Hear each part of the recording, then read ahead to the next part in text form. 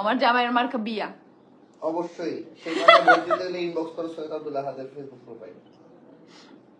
আপু কমেন্ট করতেছি, রিপ্লাই দিলা না। অ্যাঞ্জেল সোহা, এই যে রিপ্লাই দিয়ে দিলাম। তোমাকে যে যতই খারাপ বলুক না কেন, তুমি আহাদ ভাইকে অনেক ভালোবাসো, সবাই ছেড়ে গেলে তুমি কখনো ছেড়ে যাওনি। এলিগে বেটা আমার সবচেয়ে বেশি কষ্ট দেয়, বুঝছো? কষ্ট তোমার ভালো লাগে আপু তোমাকে অনেক ভালো লাগে, দুষ্টু মেয়ে, মিষ্টি হাসি। তিসু তিসু তিসু রে, আনিস্তা রহমান বলো বলো। জামাই নাই তারা কারে ভোট দিবে? জামাই নাই তারা অপেক্ষা করবে যখন জামাই আসবে জামাইকে ভোট দিবে, তাও অন্যের জামাইরে ভোট দিতে যায় অন্য ভোট। আপু ঘুম পাইতেছে না নাকি তোমার? না ঘুম পাইতেছে না। আচ্ছা তো আলিশা নাই, আজকে আজেরা আসছে, এই জন্য তোমাদের সাথে আড্ডা দিতেছি। লাইভটা শেষ করলে ওরা অনেক বেশি মিস করবো। 5-6টা কমেন্ট করছে, একটাও রিপ্লাই দিল না। এই যে দিলাম। কি কি হলো? ফেসবুক কি কিছু খাইছে? কেন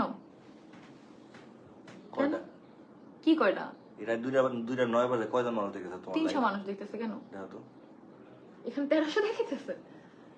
ওই তো মাঝে মাঝে মার্ক জুকারবার্গের মাথায় গন্ডগোল হয়। তোমার কথা ধরন অনেক সুন্দর, খুব ভালো বুঝছো। ওয়াসিমা আক্তার ঈশা, থ্যাংক ইউ, ভাল লাগে বুঝছো। থ্যাংক ইউ আপু, থ্যাংক ইউ। এটা আমাকে অনেকেই বলো। আমার আসলে আর যে হওয়া উচিত, তাই না বলো?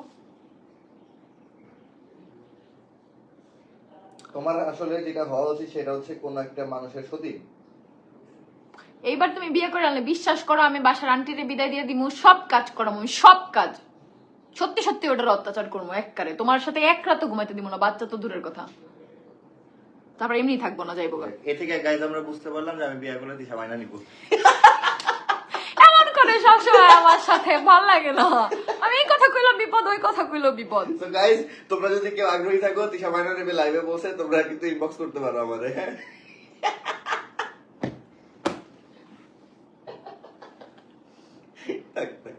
থাক কান্না করো না, তোমার একটা সত্যি না দিব।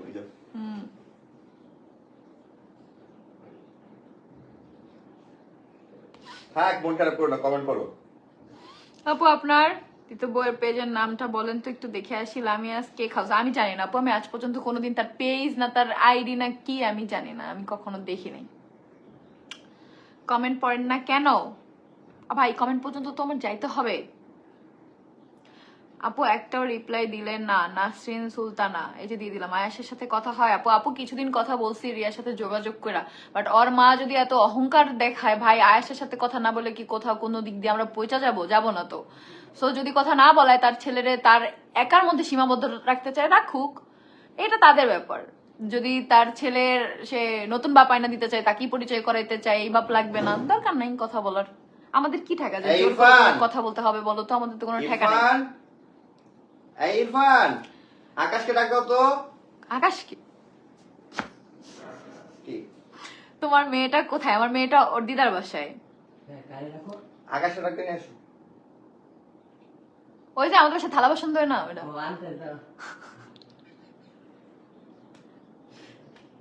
কি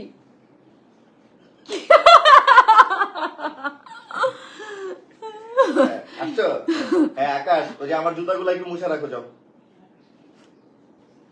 আপু তোমার মেয়ে কই? আমার মেয়ে হচ্ছে ওর দিদার বাসায় আপু। আয়াস কিন্তু এখন অনেক কিউট হয়েছে। এখন কেন, জন্ম থেকেই কিউট আপু, প্রত্যেকটা বাচ্চাই কিউট।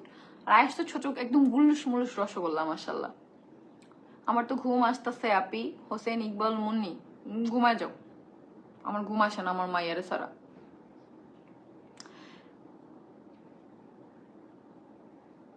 আপু তোমার বেবি কই? বারবার এই কথা বললাম, আমার কষ্ট দিও না। আমার বেবি আর নানির বাসায় গেছে। শুনেন আপু, কারো কথায় কান দিয়েন না, আর কারো ব্যাপার নিয়ে কথা বলেন না। নিজের সংসার স্বামী নিয়ে থাকেন আপু। আলিশাকে সুন্দর করে বড় করেন, আর বাকি 3জনকেও আদর করেন। ভালোবাসা আপু, আমার নামটা বলেন। নাজিফা দোলা আপু, বাকি 3জনের আদর করতে গেলে তো একজনের চুলকানি উঠা যায়। এটার জন্য তার দেখছি তো, মানে আমি তো জানি তার অ্যালার্জি আছে। ডাক্তার আরো ভালো করে দেখাইতে হবে যাতে না উঠে। বুঝতে হবে বাচ্চা বাচ্চাই। সে তো আলিশার ছবি আপলোড দিছে, আলিশার যখন দাঁত উঠছে তখন আলিশার স্টোরি দিছে। সেদিন আমাকে এগুলো বললাম না যে সারা ও পাঠাইছে, আমি কি কিচ্ছু বলছি? আমি খোটা দিতে পারতাম না? সে তো লাইভে এসে আমার মেয়ের অপমানও করছে যে আলিশা কে, আলিশা আমার কি, আমি আলিশার ছবি কেন লাগাবো, তাই না? সেই তোমার দিক থেকে পোস্ট গেছে যে হচ্ছে দাঁড়াও, সেই কাটসিনও আমার কাছে আসছে। হ্যাঁ আমার কাছে আসছে। তো তাও তো আমি বলছি যে সেও আলিশার মা, কারণ সে আলিশাকে ভালোবাসতো, আমার এটা ধারণা ছিল। বাট এখন ধারণা শেষ, সে ভিউ ব্যবসা করে, এই জন্য তার এই ধারণা হয় যে আমিও মনে হয় ভিউ ব্যবসা করে আয়েশার ছবি দিয়ে, কারণ যে যেমন সে মানুষকে ওরকম মনে করে। আমার কখনো মনে হয় না যে সে আলিশার ছবি দিয়ে ভিউ ব্যবসা করে, সে তো প্রায় আলিশার ছবি স্টোরিতে দেয়, স্টোরিতে টাকা বেশি, তোমরা কি সেটা জানো? ডলার বেশি, সো ভিউ ব্যবসাটা মেইনলি ওইখানে হয়। আর আমার সন্তান যে আমার কাছে আছে তাকে আমি কিভাবে বড় করব সেটা বড় হলে দেখতে পারবো ইনশাল্লাহ। আপু আমার নামটা নাও, নাসরিন সুলতানা নিয়ে নিলাম। আর বাকি তিনজনের যদি দেখো, যেমন আয়াত এখন যোগাযোগ করছে, সো অবশ্যই ওর কিছু লাগলে আমার কানে ওইটা আসুক। আগেও ও আমার কাছে কিছু চাইলো, ওটা আমি দিতে দেরি করি নাই, ঠিক আছে? এখনো যদি ও কিছু চাই আমি দিতে, সেটা সেকেন্ড টাইম ভাববো না। আকসার সাথে যোগাযোগ হয়, আকসা কিছু চাইলে সেটা সেকেন্ড টাইম ভাবি নাই কখনো। এখন আর আকসা আবদার আমার কাছেই করে, ওর বাবার থেকে বেশি। যাই হোক, সেটা সেই সাবজেক্ট। বাদ আকসার আর আমার সম্পর্ক, বন্ডিং এটা আলাদা, এটা আমাদের শুরুর ফ্যান, তারা জানে, এটা সম্পূর্ণ আলাদা। এই টপিকে আমি যাবো না। দেখো, যেমন আয়াত আমার পেটে হয়েছে, এই সম্পর্ক আলাদা। আকসাকে আমি এসে ছোট পাইছি, ওই আম্মনি ওর সাথে আমার বন্ডিং আলাদা। আর আলিশা আমার পেটে হয়েছে, এটা আলাদা। আর আয়েশ আমার চোখের সামনে জন্ম হয়েছে, ওর নাম আমি রাখছি, ওর হাগুমতো পরিষ্কার করছি, ওরে বুকে দুধ খাওয়াইছি, সো এইটা আলাদা, ঠিক আছে? সো এই সম্পূর্ণ 4টা সন্তানের সাথে সম্পর্ক আলাদা আলাদা। তো এখন যদি আয়াসের মা এটা বন্ধ করে দেয়, সো আমাদের তো ঠেকা নাই সাইদা যোগাযোগ করার, তার জন্য সে পোস্ট করে খোটা মারবে, সেটা তো শোনার কোনো দরকার নেই। দরকার আছে, আমরা তো তারটা খাইও না, পড়িও না, কোনোদিন চাইও নাই। বুঝতে পারছো? আমার সন্তানদের খরচ আমি কোনোদিনও কারো কাছে চাই না। আমি যখন আমার ফার্স্ট ডিভোর্সের পর আমার সন্তান নিয়ে, আয়াতরে নিয়ে আমি 1 বছর আমার মায়ের কাছে ছিলাম, আমি আয়াতের বাপের থেকে 1 টাকাও নি নাই। কোনোদিন আয়াতের বাবা বলতে পারবে না। এই যে আমি এত কথা বলি যে আমি আয়াতকে ফালায় রেখে আসি নাই, আমি যদি ওটা ফালায় রেখে আসতাম, ওর বাপ যে এত পোস্ট দিত না যে হ্যাঁ আয়াতকে ফালায় রেখে গেছে, কারণ এটা বাস্তব। আমি ওকে নিয়েই চলে আসছি, 1 বছর পরে ওকে আমি দিছি ওর বাবার কাছে বেড়ানোর জন্য। এটা ওই গ্রামের সবাই জানে, তোমরা যাইয়া ওইখানে জিজ্ঞেস করো, এবং আয়াতের বাপরে জিজ্ঞেস করো, সবাই জানে এটা সত্য। এবং আমি 1 টাকাও 1 বছরে আয়াতের বাপের কাছ থেকে নেই। আমি জানি না চাইলে দিত কিনা, বাট আমার ওই রুচি হয় নাই যে যারা ছাইরা আসছি তার কাছ থেকে আমি খরচের টাকা নিব। হ্যাঁ, আমি তো আর্নিং করতাম না, অনলাইনে সিম্প্যাথি ব্যবসাও করতাম না, আমার মাই আমার চালাইতো, সো আমার প্রয়োজন পড়ে নাই ওর বাবার থেকে চাওয়ার, বা রুচি আমার হয় নাই। প্রয়োজন আমি চাকরি করতাম। অবস্থা তো খুব একটা ভালো না। কেন? কিসে? আসলে এটা কি জানো, ছবি না দেখো সবাই লাইকই প্রেস করে। 3টা অপশন যদি কোথাও থাকে, লাইক, কেয়ার আর হচ্ছে লাভ রিঅ্যাক্ট, তুমি ভয় পাইও না যে এটা জিতুক আমাকে কি। আমি তো বর্তমানেই দিব, যে এই দলে আসুক, তোমার সমস্যা কি? আর তোমার নেত্রী আমি, যে দলে আসুক তোমার চলতে হবে আমার কথাই। কি বলো আপু? তার মানে তো গাইস আবারও কিন্তু তোমাদের আপু প্রকাশ করে বলে দিল যে হচ্ছে আমি বিয়ে করলে মাইনা নিবে, যে দলে আসুক। তার মানে নতুন বউ আসুক, তারপর তোমার কথা, তুমি আমার নেত্রী, এটাই তো বুঝাইলা। কি যার মাথায় যা ফাল দিয়ে ওঠে তা। মানে আমরা কি কম্পিটিশন করতেছি? মানে পচা মহিলা সবার কমেন্ট পরে, আমারটা পরে না। অধরা প্রিয়া নে বেডি পড়ছি, থাক। আকাম বলো, আমরা আকাম বলো মানে এখন বলো যে আমরা কি কম্পিটিশন করতেছি যে তুমি একটা কথা আজ তুমি আমার সাথে ম্যাচিং পড়ছো কেন? আমি না আমার এক্স হাজবেন্ডের কাছে চলে যেতেছি, তুমি ম্যাচিং কেন পড়লা? আমি করছি, এই যে আমি এখান থেকে কোন থেকে পড়া। গাইজরা যদি ব্লগ টান দেয়, আগামী গত 10 দিনের ব্লগ থেকে দেখবো, টানা 10 দিনের ব্লগে আমার এগিয়ে দিতে দেয়া দিত। অ্যাঞ্জেল মারিয়া, হেই মারিয়া মারিয়া মারিয়া, না অ্যাঞ্জেল মারিয়া না, চাইনিজ মারিয়া। না অ্যাঞ্জেল মারিয়া এটা। সরি থোড়া পাগল, কার সাথে কারে মিলাও? Sorry bro. ও কার কথা বলতেছে জানো? আমাদের বাসায় যে মারিয়া ছিল না, যে হচ্ছে আয়েশকে রাখতো, ও এখন চায়না আছে, সো এই জন্য বলছে চাইনিজ মারিয়া। আপু কেমন আছো? এমডি শাহ আলম, আলহামদুলিল্লাহ।